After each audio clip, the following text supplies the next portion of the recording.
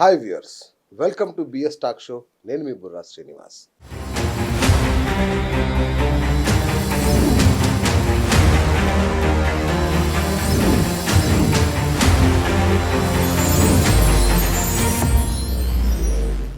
ఉగాది వచ్చేసింది.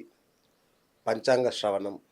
ఉగాది నుంచి మన భవిష్యత్తు ఎలా ఉండబోతోంది, మన జీవితంలో రాజపూజ్యాలేంటి, అవమానాలేంటి, ఆదాయాలేంటి, వ్యయాలేంటి తెలుసుకోవాలని మీ అందరికీ ఎంతో ఆసక్తిగా ఉంది, నాకు తెలుసు. సో అందుకే ఇవాళ మీకోసం ప్రత్యేకంగా ఒక గొప్ప వ్యక్తిని, ఒక గొప్ప స్వామీజీని మన స్టూడియోకి తీసుకొచ్చాను. వారు కందిమల్లేపల్లిలో ఉంటారు. ఆ వీర బ్రహ్మేంద్ర స్వామిని ఆరాధిస్తారు, కొలుస్తారు, వారి సన్నిధిలోనే ఉంటారు.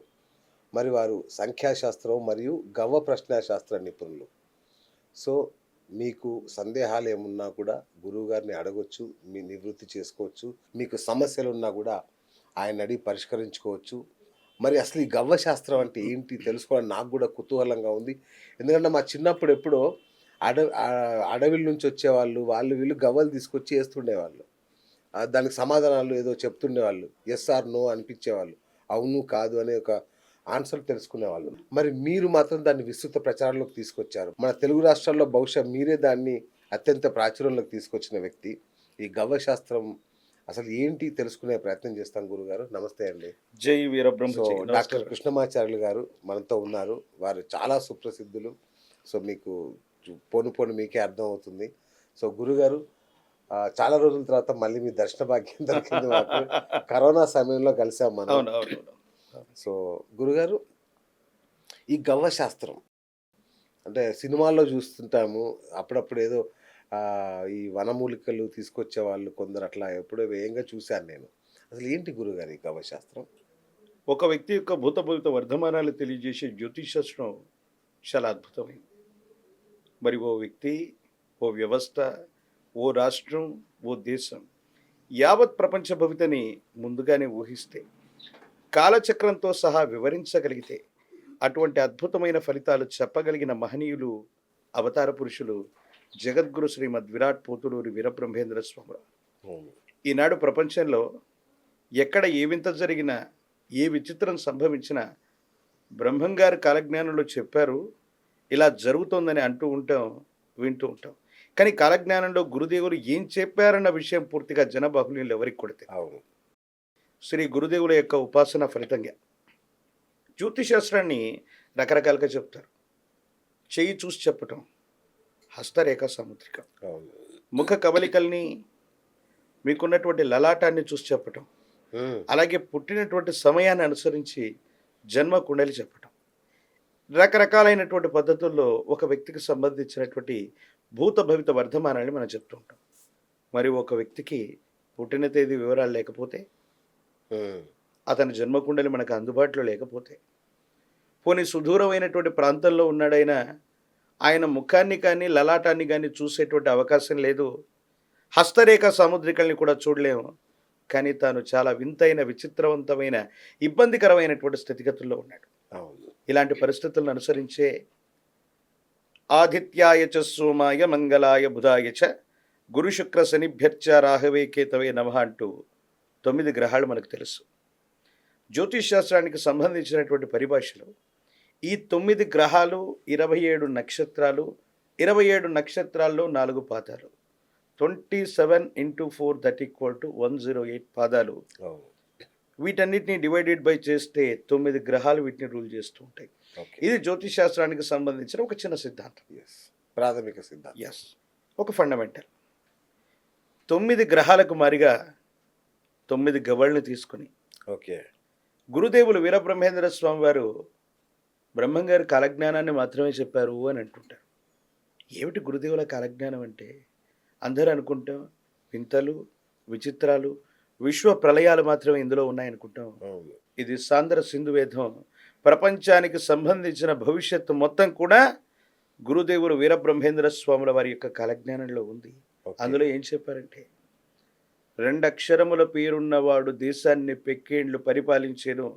స్వతంత్ర భారతావని మొట్టమొదటి నుంచి పండిత్ జవహర్లాల్ నెహ్రూ గారి యొక్క వ్యవహారిక నామం నెహ్రూ, ఈనాటి మన ప్రధానమంత్రి మోదీ నరేంద్రనాథ్ మోదీగా పిలువబడే మోదీ యొక్క వ్యవహారిక నామం మోదీ.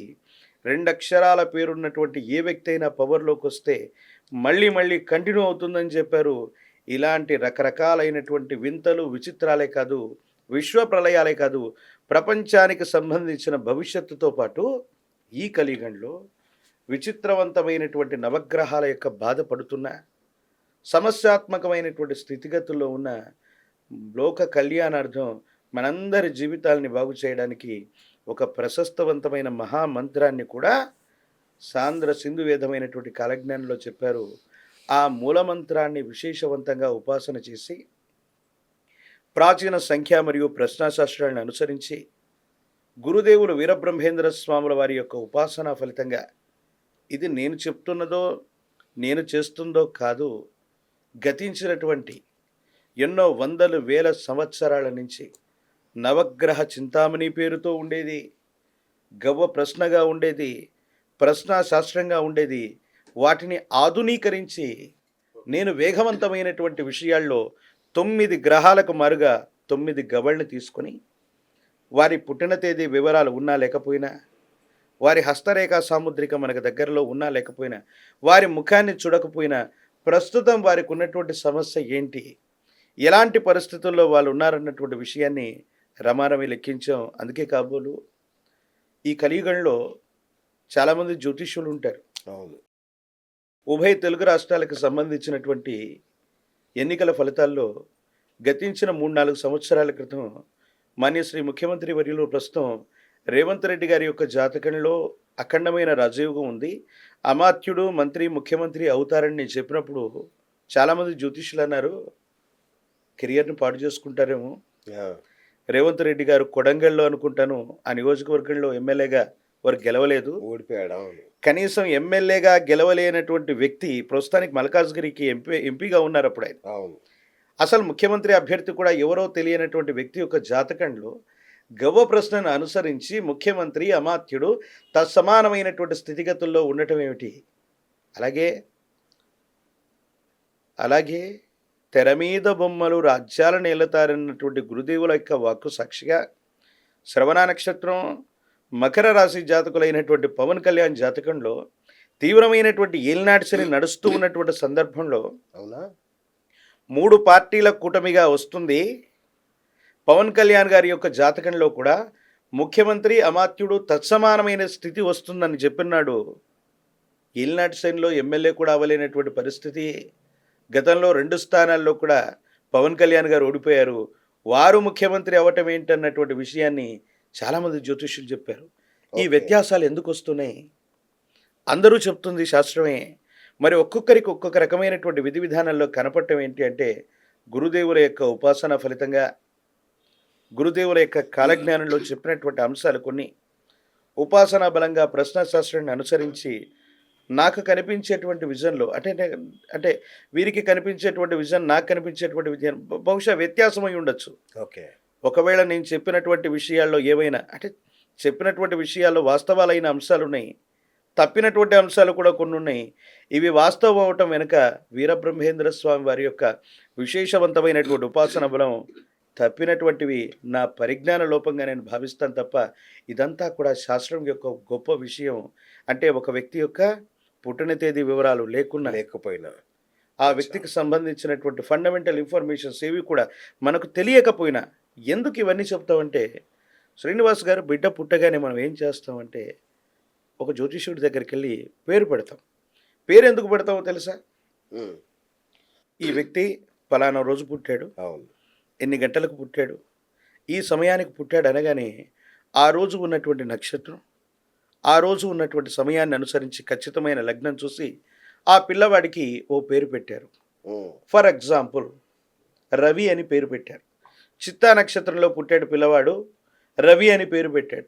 జ్యోతిష్యుడి దగ్గరికి వెళ్ళగానే అబ్బాయి నీ పేరేమైనా అడగగానే ఆ వ్యక్తికి సంబంధించిన జన్మ నక్షత్రం నామనక్షత్రం ఒకటే అయి ఉంటే ఆ అబ్బాయి 30 సంవత్సరాల వయసులో రాగానే అవునా ఇతడి యొక్క జాతకాన్ని అనుసరించి ఈ 25 సంవత్సరాలు 30 సంవత్సరాల వయసులో ప్రధాన గ్రహ దశలు నడుస్తూ ఉంటే ఈ పిల్లవాడికి ఈ రకమైనటువంటి ప్రాబ్లం ఉండొచ్చు, దానికి రెమెడీ ఇవ్వడానికి 5 నుండి 10 సెకండ్లలో జ్యోతిష్యుడు వీటన్నిటిని లెక్కగట్టి మనకు సంబంధించినటువంటి విషయాల్లో ఆ ప్రశ్నలకు సమాధానం ఇస్తూ ఉంటాడు. అందుకని పిల్లలకు మనం పేరు పెడుతుంటాం. అది జన్మనామం అని తెలంగాణలో జన్మనామం అంటారు అనుకుంటాను. అవును. బయట కూడా జన్మ నక్షత్ర వశాత్తు అదే నామాన్ని పెట్టడం అనేటువంటిది ఇదిగా ఉంది. కాదు గురుగారు, మీరు గవ్వలను ఉపయోగించి చెప్తుంటారు కదా. ఎస్. సో ఈ గవ్వలు అంటే నేను విన్నది ఏంటంటే లక్ష్మీదేవి స్వరూపం అని కొందరు, శివ సాక్షాత్తు స్వరూపం. శివుడి యొక్క జటాజూటం అని కొందరు ఇట్లా చెప్తుంటారు. అసలు ఏంటి గవ్వలు, దాని ఎలా దాని ఆరిజిన్ ఏంటి అసలు గవ్వలది? ప్రపంచంలో ఈ ప్రకృతి 84 లక్షల చరాచర జీవకోటి సమన్వితం. మరి ఈ గవ్వలు కొన్ని ప్రశస్తవంతమైనటువంటి స్థానాల నుంచి వస్తాయి. పంచభూతాలు ఎక్కడ ఉత్పత్తి అవుతాయి? నీటి నుండి, సముద్ర తీర ప్రాంతం నుండి, విశేషవంతమైన స్థితిగతి నుంచి మనకు లభిస్తుంటాయి. క్షీరసాగర మథనం అని మనం విన్నాం. అవును. దేవతలు రాక్షసులందరూ కూడా క్షీరసాగర మథనం చేసినటువంటి సందర్భాన్ని చూసాం. రకరకాలైనటువంటి విశేషవంతమైనటువంటి పదార్థాలన్నీ కూడా దాని నుంచి ఉద్భవించినటువంటి దాఖలాలు మనందరికీ కూడా తెలుసు. అటువంటి విశేషవంతమైనటువంటి రూపంలో ఇదే గవని నేను విష్ణు స్వరూపంగా భావన చేస్తాను, శివస్వరూపంగా భావన చేస్తాను, బ్రహ్మస్వరూపంగాను భావన చేస్తాను.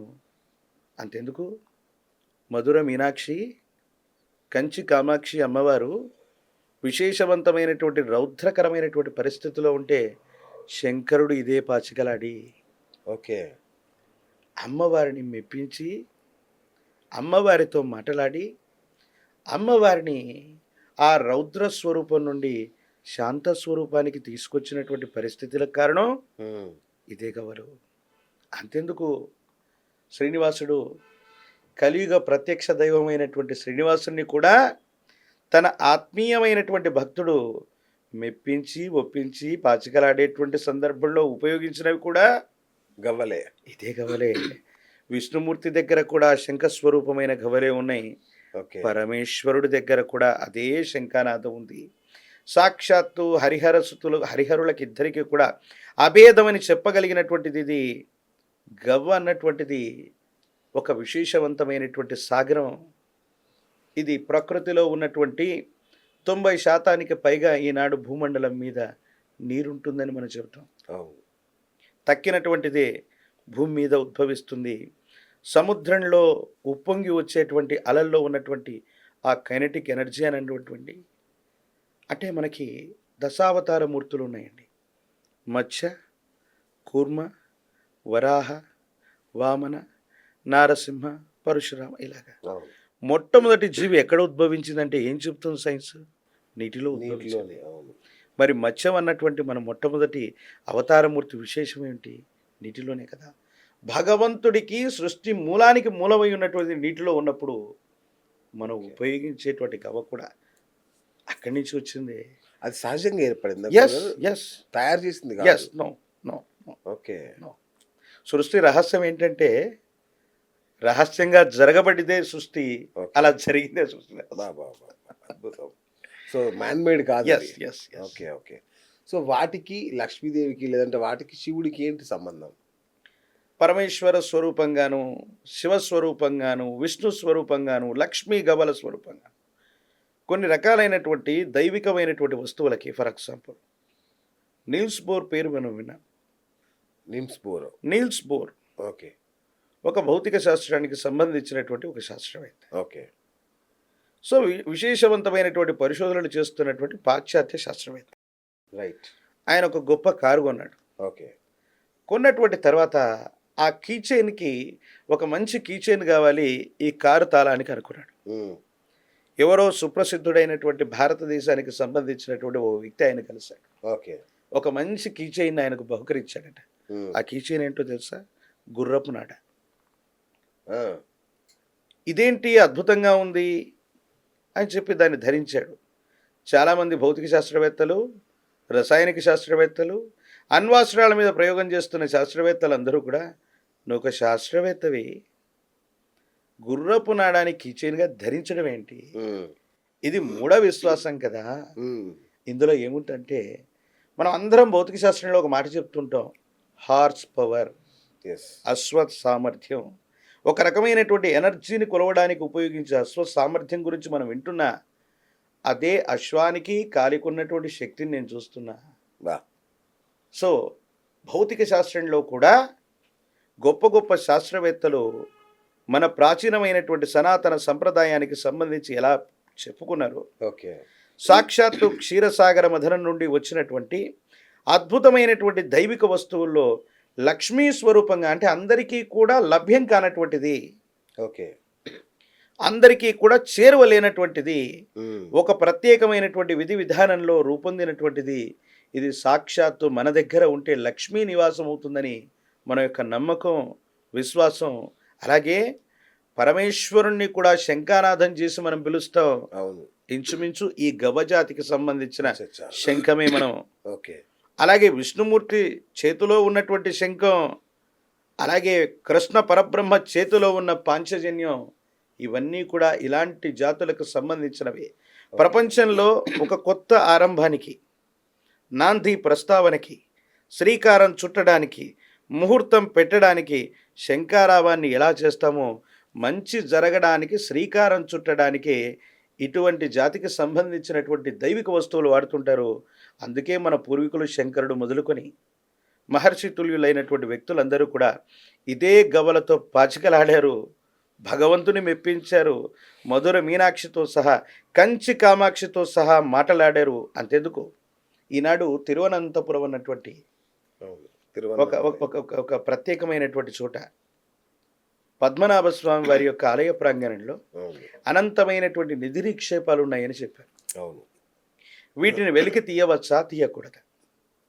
మనకు దైవ సంబంధమైనటువంటి విషయాల్లో ఏవైనా ప్రశ్నలు వస్తే మనకున్నటువంటి ఉపనిషత్తులో ప్రశ్నోపనిషత్తు అన్నటువంటిది ఒకటి ఉంది. ఓకే.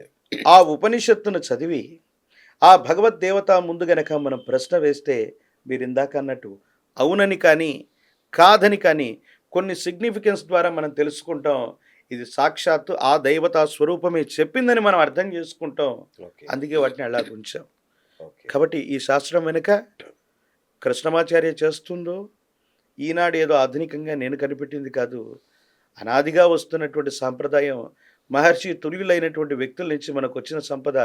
కానీ ఉభయ తెలుగు రాష్ట్రాల్లో, ఈ భారతావనిలో అటువంటి ఆధ్యాత్మికపరమైనటువంటి సంపద దైవిక వస్తువు ద్వారా ఈనాడు ఉభయ తెలుగు రాష్ట్రాలకు సంబంధించే కాదు, భారతదేశంలో 3-4 ముఖ్యమంత్రి తత్సమానమైన స్థితిలో ఉన్న శిష్యులు ఉన్నారు. వారి యొక్క భవిష్యత్తుని, కేంద్ర రాష్ట్ర ప్రభుత్వాలని, పుర ప్రముఖుల యొక్క జాతకంలో జరగబోయేటువంటి అంశాన్ని చెప్పగలిగామంటే గురుదేవులు నాకు ఇచ్చినటువంటి ఈ అద్భుతమైనటువంటి జ్ఞానం, ఇది గురుదేవుల యొక్క శక్తి తప్ప అది కాదు. తల్లిదండ్రులు నాకు ఇచ్చినటువంటి ఈ జన్మ ధన్యమైంది. ఇది సాక్షాత్తుగా, ఇది గవ్వ కాదు, సాక్షాత్తు ఒక ప్రశ్నాశాస్త్రానికి సంబంధించిన ఒక అద్భుతమైనటువంటి దైవిక వస్తువుగా నేను దీన్ని నిర్వచిస్తాను.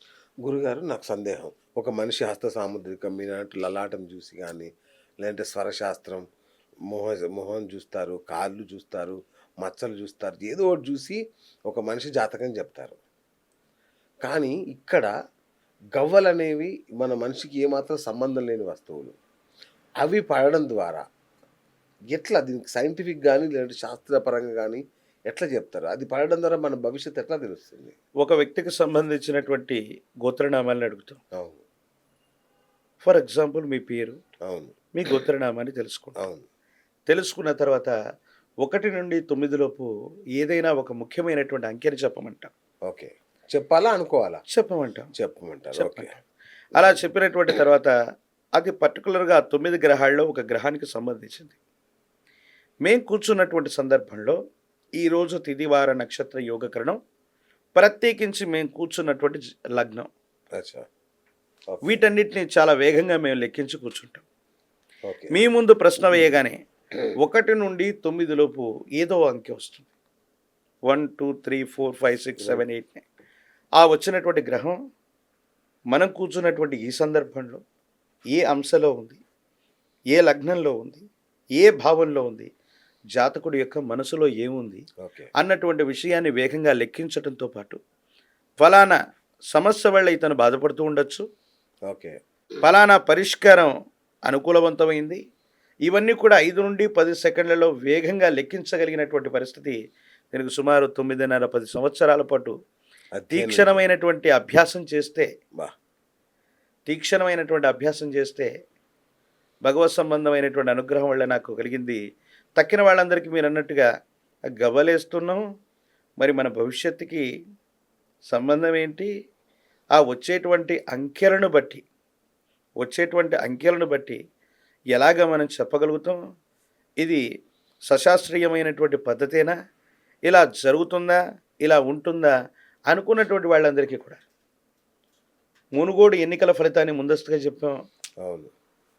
ఉభయ తెలుగు రాష్ట్రాలకు సంబంధించినటువంటి భవిష్యత్ ప్రభుత్వాలని ఇదే సామాజిక వేదికల ముందు ఇదే ప్రశ్నాశాస్త్రాన్ని అనుసరించి గురుదేవుల యొక్క మూలమంత్రాన్ని విశేషంగా అభిమంత్రించి ఒక్కరోజు పాటు దాన్ని విశేషంగా చేసిన తర్వాత ఉపాసనా బలం చేత నిరూపించాం. దైవ సంబంధమైనటువంటి శక్తి ముందు ఏది కూడా అతీతం కాదు. ఒక వ్యక్తి యొక్క భూత భవిత వర్ధమానాలు తెలియజేసే జ్యోతిష్ శాస్త్రం చాలా తేలికైంది. కానీ గురుదేవులు వీరబ్రహ్మేంద్ర స్వామి వారు ప్రపంచంలో వ్యక్తులు కాదు, వ్యవస్థ కాదు, ప్రపంచంలో జరగబోయే ప్రతి అంశాన్ని గురించి చెప్పారు.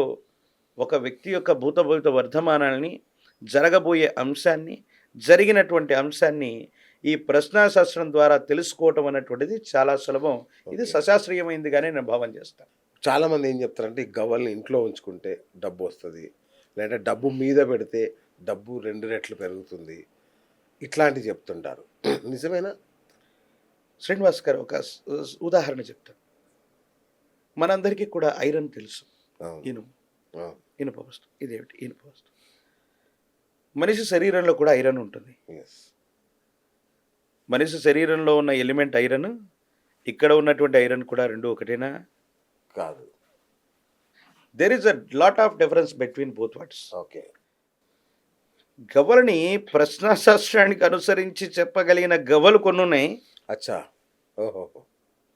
ప్రశ్నాశాస్త్రానికి అనుసరించి చెప్పగలిగిన గవ్వలు కొన్ని ఉన్నాయి. లక్ష్మీ స్వరూపంగా, లక్ష్మీ గవ్వలుగా కేవలం ధనాకర్షణ కోసం ఉపయోగించేటువంటి గవ్వలు కొన్ని ఉన్నాయి. ఓహో. పురుషులందు పుణ్య పురుషులు వేరయ్యా. అన్ని గవ్వలే, అందరూ మనుషులే. వాళ్ళలో కూడా పురుషులు పుణ్య పురుషులు ఉన్నట్టు వీటిలో కూడా కొన్ని రకాలైనటువంటి వర్గాలు ఉన్నాయి. మీరు చెప్తున్నటువంటి ధనాకర్షణకి లక్ష్మీతంత్రం అనేటువంటి ఒక ప్రక్రియ ఉంది. మహాలక్ష్మి అమ్మవారి యొక్క కటాక్షం మనకు తగ్గిపోయి ఉన్నప్పుడు ధనాకర్షణ కోసం, అంటే అవి పెడితేనే డబ్బులు వస్తాయని కాదు దాని అర్థం. ఫర్ ఎగ్జాంపుల్, కొన్ని రకాలైనటువంటి వస్తువులు మన చుట్టూ ఉండటం వల్ల ఒక మ్యాగ్నెటిక్ ఫోర్స్గా పనిచేస్తాయి, ఒక అయస్కాంత శక్తిలాగా పనిచేస్తాయి. దానివల్ల మన శరీరంలో ఉన్నటువంటి ప్రచోదనాలు, మనసులో కలిగే ఆలోచనలు, పాజిటివ్ వైబ్రేషన్స్ ద్వారా మనం చేయగలిగినటువంటి పనిని మరింత ఖచ్చితత్వంతో చేయటం వల్ల మన పనిని సరిగ్గా నిర్వర్తిస్తే ఈ ప్రకృతిలో మనకంటూ దొరకనిది, అసాధ్యమైంది ఏది ఉండదు. ప్రత్యేకించి ధనాన్ని ఆకర్షించడానికి కూడా కొన్ని రకాలైన ఫార్ములాలు ఉపయోగపడతాయి ఈ దైవిక వస్తువులు. వాటిని లక్ష్మీ గవ్వలుగా పెట్టుకుంటారు. దానివల్ల ఏంటంటే కేవలం డబ్బు వస్తుందని దాని అర్థం కాదు. అలక్ష్మి తొలగిపోతుంది, దరిద్ర దేవత తొలగిపోతుంది. మనం పని చేస్తాం, మంచి ఆలోచనలు చేస్తాం, తద్వారా ధనాకర్షణకు అవి ఉపయోగపడతాయని చెప్పారు. పురుషులందు పుణ్య పురుషులు వేరన్నట్టు అన్ని గవ్వలు వేరు, అన్ని గవ్వలు సమానంగా ఉండవు. రైట్. ఇంకోటి గురుగారు, ప్రతి దీపావళికి గవ్వలు ఆడడం అనేది ఒక సాంప్రదాయం. గతంలో గవ్వలు ఆడతారు ఇంట్లో. అదేంటి అంటే అది కూడా లక్ష్మీదేవి కోసమేనా, లేదంటే దానికి ఏమన్నా పర్పస్ ఉందా? దేశ కాలమైన పరిస్థితుల్లో పౌర్ణమి, అమావాస్య లాంటి తిథులను కూడా పర్వదినాలుగా జరుపుకునేటువంటి సంప్రదాయం మనది. విశేషవంతమైనటువంటి చీకటితో కూడిన అమావాస్య రోజు వచ్చేటువంటిది దీపావళి. ఎన్ని రోజులు జరుపుకుంటారు ఆ పండుగని? 2-3 రోజులు జరుపుతాం అనుకుంటాం. కానీ నా లెక్క ప్రకారం 30 రోజుల కంటే ఎక్కువ కాలం జరుపుతాం. 30 రోజులు. ఆశ్వీజ మాసంలో ఆ అమావాస్య నాడు వెలిగించినటువంటి దీపం కార్తీక మాసంలో 30 రోజులు వెలిగిస్తూనే ఉంటాం. It's called Deepavali. సో ఒక్క అమావాస్య రోజు వెలిగించినటువంటి ఆ దీపం 30 రోజుల పాటు వెలుగుతూనే ఉంటుంది. దాని అర్థం ఏంటంటే దీపం జ్యోతి పరబ్రహ్మం. సాక్షాత్తు దీపం అంటే పరంజ్యోతి స్వరూపం, బ్రహ్మస్వరూపం, అజ్ఞానాన్ని, అంధకారాన్ని ఇచ్చేసేది. గవ్వలాడటం, పాచికలాడటం, ఇతరత్ర స్థితిగతులు అన్నటువంటివి మార్వాడీలకు గవ్వలు వేరు, పాచికలు వేరు. Yes, okay. మార్వాడీలకు సంబంధించిన, గుజరాతీలకు సంబంధించిన ఓకే. దేశ కాలమాన పరిస్థితుల్లో ఒక సంప్రదాయం మీన్స్ ఒక్కొక్క ప్రాంతంలో ఒక్కొక్క రకమైనటువంటి స్థితిగతుల్లో ఉంటున్నటువంటివి. ఇందాక మనం చెప్పుకున్నాం, ఓకే. ఇవి ఒక పాజిటివ్ నేచర్ని కలిగి ఉన్నటువంటి దైవిక వస్తువు అయినప్పుడు, మ్మ్. అది నా చేతిలో ఉన్నప్పుడు, దాన్ని నేను స్పందన చేస్తున్నప్పుడు, ఒక అయస్కాంత శక్తిని ఎలాగైతే నేను ఉపయోగిస్తూ అయస్కాంతాన్ని ఉపయోగిస్తే ఒక తెలియని మ్యాగ్నెటిక్ ఫోర్స్ని ఎలాగైతే పొందుతానో, ఒకవేళ నిజంగా ఆ దైవిక వస్తువులు ఆ శక్తి అన్నటువంటిది ఉన్నప్పుడు దాన్ని ఉపయోగించటం వల్ల నా కర్మలు, ఎందుకంటే నిద్ర లేచిన దగ్గరనే కరాగ్రే వసతే లక్ష్మి అంటే ఇక్కడ లక్ష్మి ఉంటుంది, సరస్వతి ఉంటుంది, గౌరీదేవి ఉంటుంది. ఇలాగ మనం అనుకుంటున్నటువంటి సందర్భంలో ఈ గవ్వల్ని మళ్ళీ మళ్ళీ మన చేతిలో పట్టుకోవటం వల్ల ఆ పాజిటివ్ వల్ల లక్ష్మి యొక్క అనుగ్రహం కలుగుతుందేమో. ఎందుకంటే అమావాస్య లాంటి సందర్భాల్లోనే ఆ దీపావళి రోజు మహిమాన్వితమైనటువంటి మహాలక్ష్మి అమ్మవారి యొక్క మ్మ్. పూజాది క్రతువును చేయటం అన్నటువంటిది తాంత్రిక విధానంలో చెప్పబడ్డది. ఓకే. ఓకే. అలాగే ఇంకోటి చేస్తారు, ఈ గవ్వలని ప్రత్యేకించి దానిమ్మ ఫలాల పుష్పాలు, దానిమ్మ చెట్టుకు సంబంధించినటువంటి ఫలాలు, ఈ గవ్వల్ని ఉపయోగించి ఆ అమావాస్య పూట చేసేటువంటి పూజాది క్రతువు పేరే లక్ష్మీ తంత్రం తాంత్రిక విధానంలో గొప్పగా చెప్పబడ్డది. అలాగే చాలామంది మీరు ఇందాక చెప్పినట్టు విశేషవంతమైన గిరిజన సాంప్రదాయం, కరెక్ట్. కొండ కోనలు ఉన్నటువంటి ప్రాంతంలో చాలామంది మెడలో ధరించేటువంటి సాంప్రదాయాన్ని కూడా అవును, అవును. చేతికి ధరిస్తారు, మెడలో ధరిస్తారు. తీక్షణమైనటువంటి నరఘోష, ఓకే. నరధిష్టి, నరపీడ సంబంధమైన స్థితిగతులే కాదు, భౌతికపరమైన ఇతరత్ర మన కంటికి కనిపించినటువంటి అలౌకికమైనటువంటి శక్తుల యొక్క ప్రభావం కూడా శరీరం మీద ఉండకుండా ఉండడానికి ఈ గవ్వల్ని ఉపయోగించేటువంటి స్థితిగతులు ఉన్నాయి. ఇంకెందుకు, గ్రామీణమైనటువంటి ప్రాంతంలో గవ్వలమ్మ పేరుతో ఆ, అమ్మవారి యొక్క దేవస్థానాలు కూడా ఉన్నటువంటి పరిస్థితులు మనం వింటూ ఉంటాం. అవునా? ప్రాచీనమైనటువంటి గిరిజన సాంప్రదాయాల్లో గవ్వలమ్మల పేరుతో అమ్మవార్లు ఉంటారు. వాటిని పూర్తిగా గవ్వలతోనే ఉపయోగిస్తాం. అంతెందుకు, మన ఇంటి ప్రాంగణంలో మనం రకరకాలైనటువంటి జంతువులను మనం పెంచుకుంటూ ఉంటాం. అవును, పెట్స్ని, పెంపుడు జంతువులు, వృషభాలు, నందుల్ని అవును. వ్యవసాయానికి మనం ఉపయోగిస్తుంటాం. మరి వారి మెడలో కట్టేటువంటిది కూడా విశేషవంతమైన గవని ఉపయోగిస్తూ ఉంటాం. ఓకే. దిష్టి దానికి కూడా గవ్వలే కదా, నిమ్మకాయ గవ్వలు కడతారు. మనిషి శరీరం మీద, జంతు శరీరాల మీద, ప్రత్యేకించి ఇంటి ప్రాంగణం మీద సమస్తమైన నరఘోష, నరదిష్టి, నరపీడల నివారణకి, బాబా. నెగిటివ్ ఫోర్సెస్ అన్నీ కూడా మన దరి చేరకుండా ఉండడానికి వీటిని ఉపయోగిస్తాం. పాజిటివ్ ఫోర్స్ రావడానికి లక్ష్మీ గవ్వలను ఉపయోగిస్తాం. అంటే పురుషులందు పుణ్య పురుషులు వేరన్నట్టు అవును. అన్ని గవ్వలు ఒకే ఆకృతిలో ఉండవు, అన్ని గవ్వలు సర్వసమానం కావు. ఓకే. ఓకే. పచ్చని గవ్వలు కూడా ఉంటాయి కదా, ఎల్లో కలర్లో. పసుపు పచ్చని వర్ణంలో ఉన్నటువంటివి, నత్తల ఆకృతిలో ఉన్నటువంటి డాట్స్ ఉన్నటువంటివి, అచ్చంగా తెలుపు వర్ణంలో ఉన్నటువంటి శ్వేత గవ్వల్ని లక్ష్మీ గవ్వలుగా మనం చెప్తూ ఉంటాం. ఓకే. చాలా రకాలైనటువంటి గవ్వలు రకరకాలైనటువంటి ప్రమాణంలో, అంగుళ ప్రమాణం కంటే కింద నుండి అనంతమైనటువంటి సంఖ్యలో కూడా రకరకాలైనటువంటి సముద్ర గవ్వలు మనకు లభిస్తూ ఉంటాయి. మామూలుగా అదే మనం అనుకున్నాం కదా, గిరిజనులు వాళ్ళ దగ్గర ఉంటాయి ఇది అంటని. అంటే ఇది చేతబడులకు సంబంధించిందా, క్షుద్ర పూజలు చేతబడులకు సంబంధించిందా ఇది గవ్వ శాస్త్రం అనేది? శ్రీనివాస్ గారు, మనం నిప్పును వెలిగిస్తాం, అవును, వంట చేసుకుంటాం. అదే నిప్పుతో ఏం చేయగలం? చిత్తు మంటను కూడా పెట్టుకో. అవును. మంచి చెడుల ఈ మేలు కలయికగా ఓకే. తేజోరూపమైనటువంటి అగ్ని రకరకాలుగా ఎదుగో ఉంటుందంట. అంటే అవును, వంట చేసేటప్పుడు వచ్చేటువంటి అగ్ని యొక్క జ్వాల ఒక రకంగా ఉంటుంది, అవును. చితిమంట మీద ఉన్నటువంటి జ్వాల మరో రకంగా ఉంటుంది, పవిత్రమైనటువంటి యజ్ఞ ఆగాది క్రతువులో శోభించేటువంటి అగ్ని మరో రూపంగా ఉంటుంది. అవును. రకరకాలైనటువంటి సాంప్రదాయాల్లో క్షుద్రమైనటువంటి భావనతో బియ్యాన్ని, ప్రత్యేకించి బొగ్గు పొడిని, గవ్వలని ఉపయోగిస్తే తాంత్రిక విధానంలో అది చేతబడేగింది. ఓకే. అదే బియ్యాన్ని విశేషవంతమైనటువంటి స్థితిగతుల్లో అదే బొగ్గుల మీద మంటగా పెట్టుకుంటే తినడానికి అన్నమయ్యింది. అవును.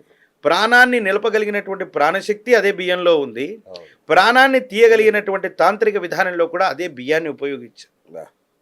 సో గవ్వల్ని కూడా యద్భావం తద్భవతి, మీరు ఎలా కావాలంటే అలా ఉపయోగించుకోవచ్చు. ఉమ్. ఒక పదునైనటువంటి కత్తి ఉంది, దాన్ని అందరూ మనుషుల్ని చంపుకోవడానికో జంతు దేహాన్ని ఖండించడానికి ఉపయోగించాం కదా, దాన్ని మంచి వాటికి ఉపయోగిస్తాం, కూరగాయలను కూడా కత్తిరించుకోవడానికి మనం ఉపయోగిస్తూ ఉంటాం. అలాగే సృష్టిలో ఉన్నటువంటి ప్రతి వస్తువు కూడా ఈ భిన్నమైనటువంటి పార్శ్వాలను కలిగి ఉంటుంది.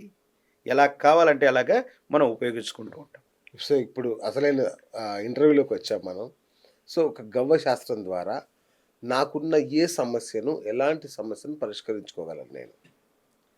ఏ వ్యక్తి అయినా సరే తాను వచ్చినటువంటి సమయాన్ని అనుసరించి, ఓకే.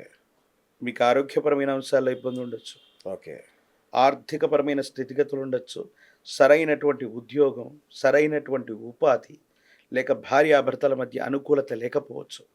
మీ సమస్య ఏదైనా సరే ఈ గవ్వ ప్రశ్నను అనుసరించి ఇది పూర్వజన్మ కృత పుణ్యమా లేక పాపమా? ఓకే. ఎందుకంటే ఆత్మావై పుత్రనామాసి, తండ్రి యొక్క ఆత్మే కుమారుడిగా జన్మిస్తుంది. ఓకే. మన జాతకంలో లేనటువంటి చాలా సమస్యలు మనం పడుతూ ఉంటాం. ఫర్ ఎగ్జాంపుల్ మీది వృషభ రాశి అనుకోండి, వృషభ రాశి వారికి చాలా బాగుంది అని రాశి ఫలాల్లో చెప్పారు. అవును. మీకు ఆకస్మికమైనటువంటి ధన ప్రాప్తి కలుగుతుంది అని చెప్పాడు జ్యోతిష్యుడు. మీరు అనుకున్నారు ఇక ఈ మాసం నాకు ఆకస్మికమైనటువంటి ధనలాభం కలుగుతుంది. కానీ మీ యొక్క జాతకంలో ఏమైంది?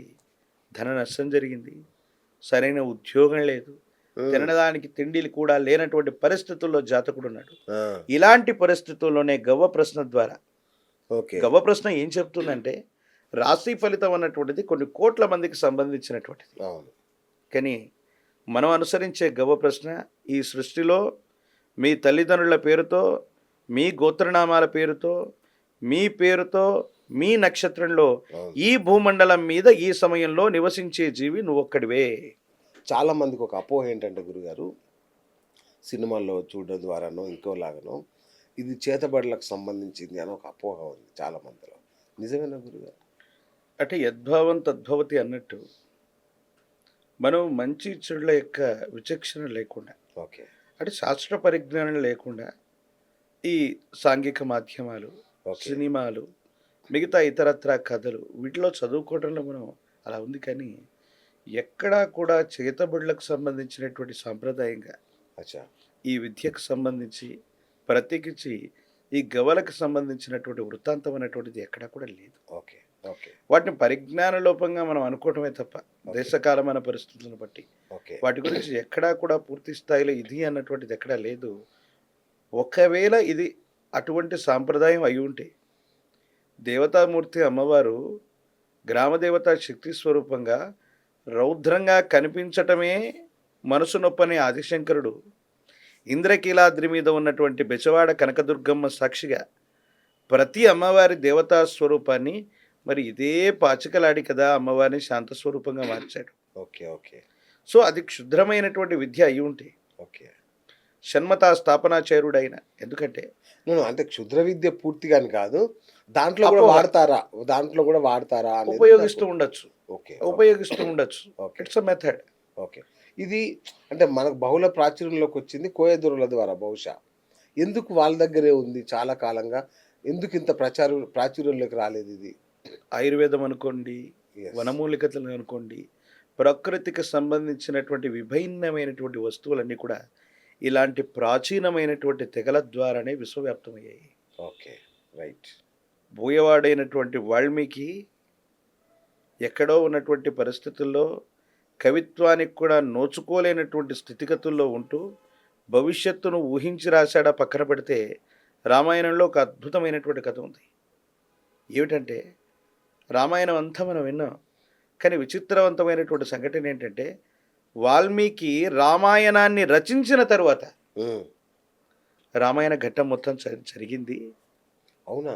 సీతా మహాసాధ్వి మళ్ళీ అడవులకు వెళ్ళినటువంటి సందర్భంలో వాల్మీకి రామాయణాన్ని చదువుతూ ఉంటే తన దైనందిన జీవితంలో తన గర్భవాసాన ఏర్పడబోయే సంతతి ఆ తర్వాత రామచంద్ర ప్రభువుల వారి యొక్క విశేషవంతమైనటువంటి రాజ్య పరిపాలన దాని గురించి కూడా విన్నది, చూసింది. అంటే ప్రపంచంలో ప్రకృతితో అనుసంధానమై ఉన్నటువంటి జీవన పరిస్థితులతో ఉంటే మనం టైం ట్రావెల్ చేయొచ్చు, ఓ వావ్! భవిష్యత్తులోకి వెళ్ళొచ్చు, రైట్. వర్ధమానంలో ఉండొచ్చు. గిరిజనులు లాంటి వాళ్ళు, కోయదొరలు లాంటి వాళ్ళు, లేకపోతే శకున శాస్త్రం చెప్తున్నటువంటి వాళ్ళు, సోది చెప్పేటువంటి వాళ్ళు, హ్మ్. ఇలాంటి వాళ్ళకి సంబంధించిన స్థితిగతుల్లో వాళ్ళు భవిష్యత్తుతో ఎలాగ ట్రాన్సిస్ట్ అవుతూ ఉంటారంటే, ఇప్పుడు కాలుష్యపూరితమైన వాతావరణంలో మనం ఉంటాం. ప్రకృతిలో నిర్మలమైనటువంటి అమ్మ ఒడిలో ప్రతిదీ కూడా పవిత్రంగా ఉంటుంది. వాళ్ళు చేసే సాధనలు కూడా పవిత్రంగా ఉంటాయి. అందరూ కోయదొరలు కాదు, కానీ వాళ్ళలో నిష్ణాతులైనటువంటి, సాక్షాత్తు మనం చెయ్యెత్తి మొక్కగలిగినటువంటి నిష్ణాతులైనటువంటి పండితులు, దైవ సమానులు కూడా కోయదొరల్లో ఉన్నారు. వాళ్ళ వాక్కు కూడా పరమాత్ముడి యొక్క వాక్కు లాగా ఓకే. వాళ్ళు చెప్పినటువంటి విషయాలు కూడా వాస్తవం అవుతున్నటువంటి పరిస్థితిని మనం చూడొచ్చు. ప్రకృతిలో నిర్మలమైనటువంటి పరిస్థితుల్లో ఉన్నటువంటి వాళ్ళకి ప్రకృతిలో జరిగేటువంటి వస్తువులనే వాళ్ళు సాధనాలుగా చేసుకుంటారు. ఓకే. అందుకే ఈ గవ్వలని కానీ, ఇతరత్ర స్థితిగతులను కానీ, పాచికలను కానీ, ఇతరత్ర శాస్త్రాలను కానీ, తాళపత్రాలను కానివ్వండి, రైట్. తాటాకులను కానివ్వండి, ప్రాచుర్యంలోకి తీసుకొచ్చారంటే ఇటువంటి తెగలు, ఇటువంటి సంచార జాతులు, లేదా అటవీ వన్యప్రాణులతో సమన్వితమై బ్రతికేటువంటి వీళ్ళకి ఈ రకాలైనటువంటి విద్యలన్నీ కూడా వచ్చు. ఆ విధంగా జనబాహుళ్యంలో ఇప్పటికీ ఉన్నటువంటి వాళ్ళు ఉన్నారు. ఆ విధంగానే వాళ్ళు ఇప్పటికీ కూడా వీటిని జనబాహుళ్యంలోకి తీసుకొస్తున్నారు. నిష్ణాతులైనటువంటి వాళ్ళు, మహనీయులైన వాళ్ళు ఇప్పటికి కూడా అక్కడ ఉంటారు. రైట్. మీరు చెప్పినట్టుగా ఇలాంటి విద్యలు ప్రకృతితో వాళ్ళ దగ్గర మమేకమై వారి దగ్గర నుంచి వచ్చాయన్న విషయం ఇది వాస్తవం. రైట్. మీ గురువు ఎవరు? మీకెలా అబ్బింది అది? నా తొలి గురువు కీర్తిశేషులు వెంకటగిరి రామచంద్రయ్య గారు, మా నాన్నగారు. ఓ. పూర్వం నాకు 2-3 సంవత్సరాల ప్రాయం ఉన్నప్పుడు వృత్తిరీత్యా ఆయుర్వేదం చేయటం మా కుటుంబానికి ఉన్నటువంటి వంశపారంపర్యంగా రైట్. మాకున్నటువంటి వృత్తి. నాకు తెలిసి గట్ట 70-80 సంవత్సరాల క్రితం నుండి హ్మ్. మా పూర్వీకులు, మా పెద్దలు, మా నాన్నగారు వేరే కుటుంబానికి దత్తతగా వెళితే వారి పూర్వీకులు, ఓకే. వీరి నుంచి ఆయుర్వేదాన్ని మేము వృత్తిగా చేస్తూ ఉన్నటువంటి సనాతన ధన్వంతరి సాంప్రదాయానికి సంబంధించిన ఓకే. కుటుంబం అది. మా కుటుంబంలో అందరికీ కూడా ఇంటే ఇప్పుడు హాస్పిటల్లో మనం వైద్యం చేస్తాం. మా నాన్నగారు మా ఇల్లు, ఆసుపత్రి అన్నీ ఒకటే. హ్మ్. అక్కడే వారికి ట్రీట్మెంట్ ఇచ్చేవాళ్ళు. ట్రీట్మెంట్ ఇస్తూ ఉన్నప్పుడు మనిషికి ఔషధం ఇవ్వటమే కాదు, వారు పథ్యం కూడా ఉండాలన్న ఉద్దేశం చేత మా ఇంట్లో ఉన్నటువంటి భోజనాన్ని ఆ. కొన్ని నెలల పాటు అక్కడ ఉన్నటువంటి ఆరోగ్యం బాగాలేని వాళ్ళు తింటూ, అది 3 మాసాలు, 6 మాసాలు, సంవత్సరం రోజులు అక్కడే ఉండేవాళ్ళు. ఎప్పుడూ మా ఇంట్లో 30-40 మంది ఉండేవాళ్ళు. వీటిలో కొంతమంది సాధు పుంగవులతో మాకు సహవాసం ఏర్పడింది. ఓకే. హరిద్వార్, ఋషికేశ్ లాంటి విశేషవంతమైనటువంటి స్థితిగతి కలిగినటువంటి మహనీయులు నా చిన్నప్పుడు మా ఇంట్లో, మా కుటుంబంలో ఓ 10-15 గోవులు ఉండేవి. ఓ 15 మంది, 18 మంది సాధు సంతులు ఉండేవాళ్ళు. హ్మ్. ఇక ఔషధం కోసం వచ్చినటువంటి వాళ్ళు, అనారోగ్యం బారిన పడేవాళ్ళు అంతా ఓ 30-40 మంది కలిసి కుటుంబంతో ఎప్పుడూ ఉండేవాళ్ళు. ఓకే. నాన్నగారి ద్వారా నాకు మొట్టమొదట ఆయన ఒక విశేషవంతమైన ఉపాసకులు. ఆయన ద్వారా నాకు కొంత ఈ విధమైనటువంటి ఆధ్యాత్మికపరమైన భావనలు ఇలా వచ్చాయి. నాన్నగారి ద్వారా నాకు జ్యోతిష్యం అన్నటువంటిది ప్రాథమికంగా వచ్చింది. ఓకే. కానీ ఇటువంటి పండితులు, సాధు పుంగవుల యొక్క సహచర్య వల్ల సుమారు 3 సంవత్సరాల వయసు పూర్తి కాకముందే భగవద్గీతలోని శ్లోకాల్ని నేను ఆనాడు అలవకుగా పలికేవాడిని. ఆ. వీరబ్రహ్మేంద్ర స్వామి వారికి సంబంధించిన తత్వాలని నాకు ఈనాడు పేరు కూడా తెలియనటువంటి ఒక మహనీయుడు ఎవరో నాకు మంత్రం ద్వారా స్వామివారి యొక్క తత్వాలని అట్ ద ఏజ్ ఆఫ్ 3 సంవత్సరాలు 2 ఏళ్ళు, బా. 2 ఏళ్ళ ప్రాయంలో చందమామ అన్నటువంటి ఒక తత్వం ఉండేది, బ్రహ్మం గారికి సంబంధించింది. చాలా ఏళ్ల వరకు అది వీరబ్రహ్మేంద్ర స్వామి వారి యొక్క తత్వం అని నాకు కూడా హ్మ్. తెలీదు. నాకు మాట కంటే ముందు పాటని, దానికంటే ముందు జ్యోతిష్యాన్ని ఇలాంటి గురువుల ద్వారా, మా నాన్నగారి ద్వారా నాకు అది వచ్చింది. 9 సంవత్సరాల ప్రాయం నుండి నేను జ్యోతిష్యాన్ని చెప్తున్నాను. 9 సంవత్సరాల ప్రాయం నుండి రాశిఫలాన్ని, జ్యోతిష్యం చెప్పడం అన్నటువంటిది ఒక సరదాగా ఉండేది. అందరికీ పుట్టినటువంటి తర్వాత జ్యోతిష్యం వారికి సంబంధించినటువంటి జన్మలగ్న పత్రికలు ఉంటాయి. అవును. కానీ నేను పుట్టక మునుపు మా నాన్నగారు చెప్పేవాళ్ళు, నేను నమ్మేవాడిని కాదు బహుశా. నేను పుట్టక ముందు 2 సంవత్సరాల క్రితం ఒక కేరళకు సంబంధించిన ఒక యోగి, ఒక సాధు పుంగవుడు మా ఇంటికొచ్చి, మీ గర్భవాసన పలానా నక్షత్రంలో పలానా రోజు నేనిప్పుడు పిలువబడుతున్నటువంటి పేరుతో సహా ఓ వ్యక్తి జన్మించనున్నాడు. గురు అంశతో జన్మించబోయేటువంటి ఇతడి యొక్క జీవితం సాధారణమైనటువంటి భౌతికపరమైనటువంటి పరిస్థితులకి విభిన్నంగా ఉండబోతుంది. ఒక ప్రత్యేకమైనటువంటి ప్రయోజనం కోసం పుడతారన్నారట. మరి యాదృచ్ఛికంగా ఆయన చెప్పిన నక్షత్రం, ఆయన చెప్పినటువంటి లగ్నం, ఆయన చెప్పినటువంటి పేరులోనే నేను పుట్టడం అయితే జరిగింది. కానీ పుట్టుకతోనే 2 అంగుళాల ప్రమాణం ఉన్న గోర్లు ఉంటాయని చెప్పాడు.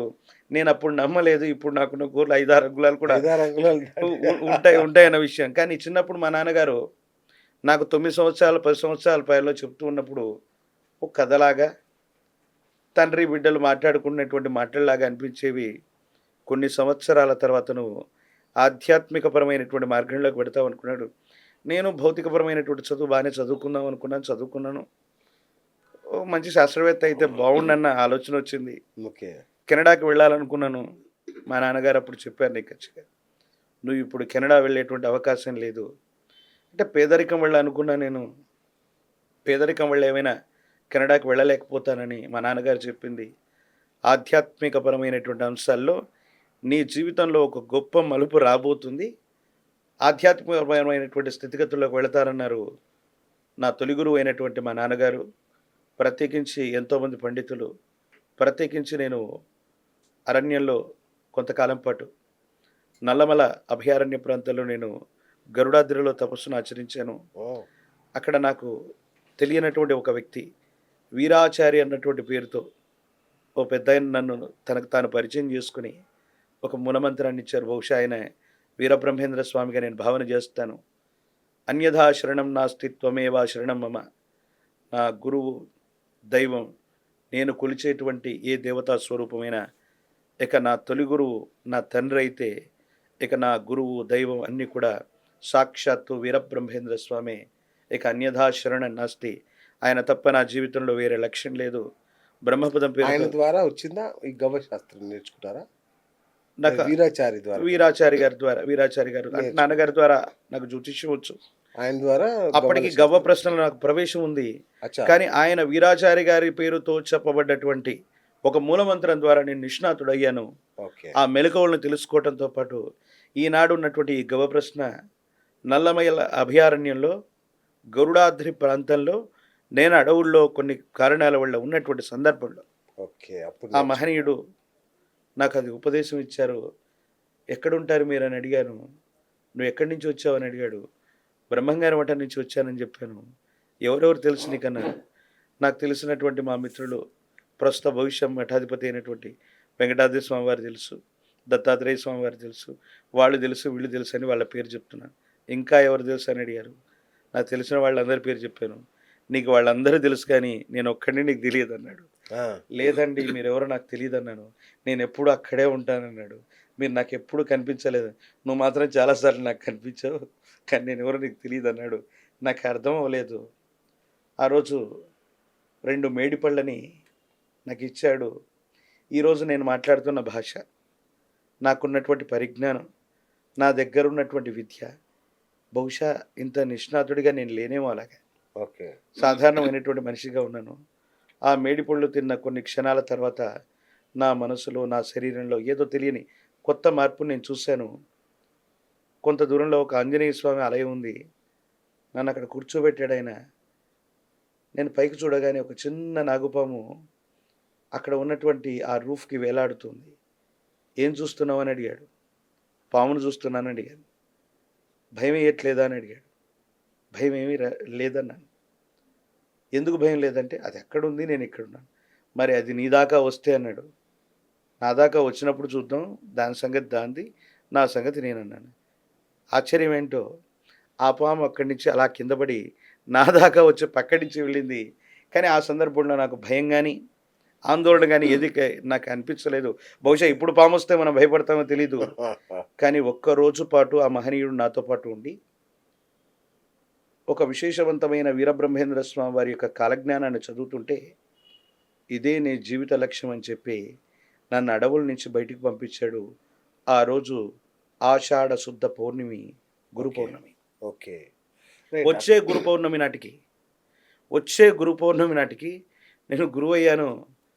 ప్రధానమైనటువంటి టెలివిజన్ ఛానల్స్లో గురుదేవులు వీరబ్రహ్మేంద్ర స్వామి వారి యొక్క కాలజ్ఞాన ప్రవచనాన్ని చేశానంటే సాక్షాత్తు అదే రూపంలో వీరబ్రహ్మేంద్ర స్వామి నాకు మంత్రోపదేశం చేయడానికి వచ్చాడని నేను అనుకుంటాను. సో గురుగారు, అట్లాగే మీరు ప్రాచీన సంఖ్యాశాస్త్ర నిపుణులు కదా, అదెలా అభ్యసించారు దాన్ని?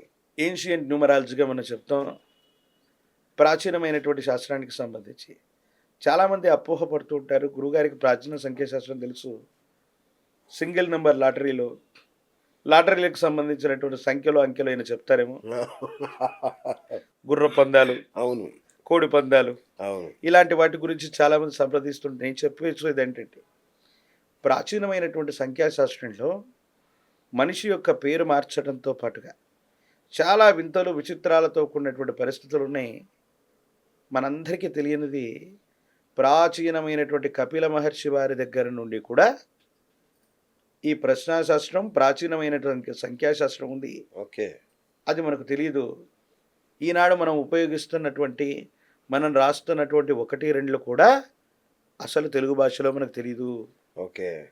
మనం రాస్తున్న నంబర్ 1 ఇది ఆంగ్ల పదం. అవును, ఆంగ్లానికి సంబంధించినటువంటి తెలుగు అక్షరం కాదు, తెలుగు అక్షరం కాదు. కానీ ఆ తెలుగు అక్షరాలకు విశేషవంతమైనటువంటి వాటిలో అకార, ఉకార, మకారాలతో కూడినటువంటి అక్షరమాల, ఆ ఆలని మనం చెప్తాం చూసారా. ఆ ఆలన్నటువంటివి ప్రాచీన సంఖ్యాశాస్త్రంలో ఒక వాల్యూని కలిగి ఉంటాయని, ఆ నుంచి అమ్మహా వరకు రాసినటువంటి చార్ట్ ఎక్కడైనా పెడితే ఇది విశేషవంతమైన జనాకర్షణ కలిగి ఉంటుందని ప్రాచీనమైన సంఖ్యాశాస్త్రం చెప్పింది. ఓకే. ప్రతి శబ్దానికి ఒక వాల్యూని ఇచ్చింది. పైదాగర సిద్ధాంతమనో, కీరో లాంటి పాశ్చాత్యులో ఈ సంఖ్యాశాస్త్రం గురించి చెప్తే గొప్పగా చెప్పుకున్నాం. వారికంటే ముత్తాతలు లాంటి వాళ్ళు, మహర్షి తుల్యులైనటువంటి వ్యక్తులు ఎందరో మన సనాతన ధర్మంలో ముందే చెప్పారు. ఆ ప్రాచీన శాస్త్రాన్ని కూడా నేను హరిద్వార్, ఋషికేశ్ లాంటి విశేషవంతమైన సాధు సంతవులు మా ఇంటి ప్రాంగణంలోకి వచ్చి నాకు వారు బోధించారంటే వాళ్ళంతా నాకు ఈ జన్మలో గురువులై మా తండ్రి గారి ద్వారా. చాలా మంది ఎక్కడెక్కడో అడవుల్లోకి వెళ్ళి ఎక్కడెక్కడో తిరిగి అభ్యసిస్తారు. ఎస్, గురువులే మీ దగ్గరకు వచ్చి చెప్పడం అనేది మాత్రం నిజంగా అది ఈ జన్మలో నేను చేసుకున్నటువంటి నా జన్మ ధన్యమైంది. తల్లిదండ్రులు నాకు ఇచ్చినటువంటి ఈ జన్మ చరితార్థమైందిగా నేను భావన చేస్తాను. థ్యాంక్ యూ గురుగారు. అసలు ఆయన ఇంటర్వ్యూ ఇప్పుడు మొదలు కాబోతుంది. పార్ట్ 2. అసలు ఈ గవ్వశాస్త్రం ద్వారా ఏం తెలుసుకోవచ్చు, లైవ్ లో వాటిని చూపెట్టే ప్రయత్నం, లైవ్ లో మనం చూపెట్టే ప్రయత్నం చేద్దాం. అట్లాగే ఉగాది రాశి ఫలితాలు కూడా గవ్వశాస్త్రం ద్వారా తప్పకుండా ఎలా ఉంటుందో తెలుసుకునే ప్రయత్నం చేద్దాం గురుగారు. థ్యాంక్ యూ అండి, థ్యాంక్ యూ సో మచ్. జై వీరబ్రహ్మ, జై గోవింద బాంబజీ. సో డాక్టర్ కృష్ణమాచార్యులు గారితో ఇది ఇవాళ మన బిఎస్ టాక్ షో. నేను మీ బిఎస్ సైనింగ్ ఆఫ్.